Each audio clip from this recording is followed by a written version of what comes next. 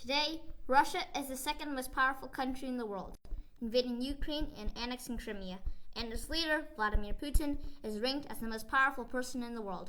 But would you believe that only 90 years ago, Russia was the weakest European country, in a state of anarchy, and had a population of uneducated peasants? So how do we get from anarchy to major military and economic success? Magic? Nope, the Russian Revolution. The revolution first began to take shape when peaceful protesters were shot and killed by the Tsar's troops in 1905, which sparked unrest throughout the country. Many parties, including the Bolshevik Party, began to form and rioted and rebelled until they forced Tsar Nicholas III to abdicate. The Bolsheviks were a political party that had been on the rise with their leaders, Lenin, inspiring many to their cause. They did this by promoting major reforms to the government and by vowing that once they were in control, they would drop out of the largely unpopular World War I. However, even though the Tsar fell, the Duma, or the provisional government, took power, not the Bolsheviks, and elected Alexander Kerensky. That was very unpopular, as they were incompetent and corrupt leaders. They even decided to launch another field offensive in the World War I, even though they had promised they would drop out of the war. However, they fought amongst themselves and asked the Bolsheviks to help, which completely backfired, as the Bolsheviks just took power themselves. And even though this coup was bloodless, the months and years that would follow were quite gruesome.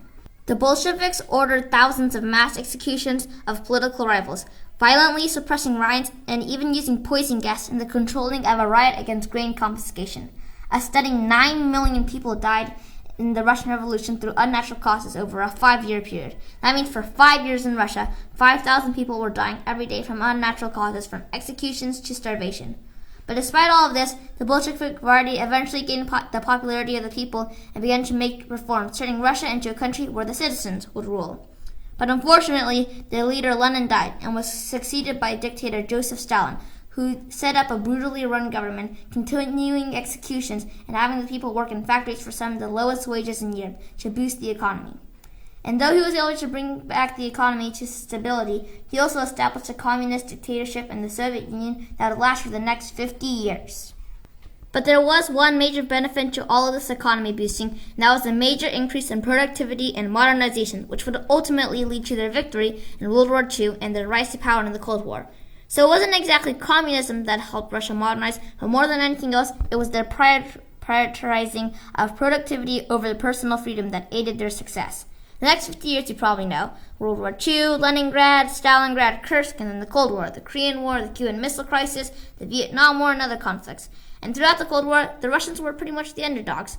The Americans were a growing power for the past 100 years with a steadily rising population and economy and a stable government. Russia, just 30 years before the Cold War, were in a state of anarchy with riots, executions, starvations, and a corrupt government.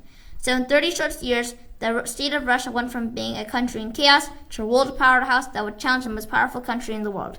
So in the end, just remember that all of this would not have been possible if it weren't for a group of radicals, a corrupt government, an angry population, and one of the bloodiest revolutions in history.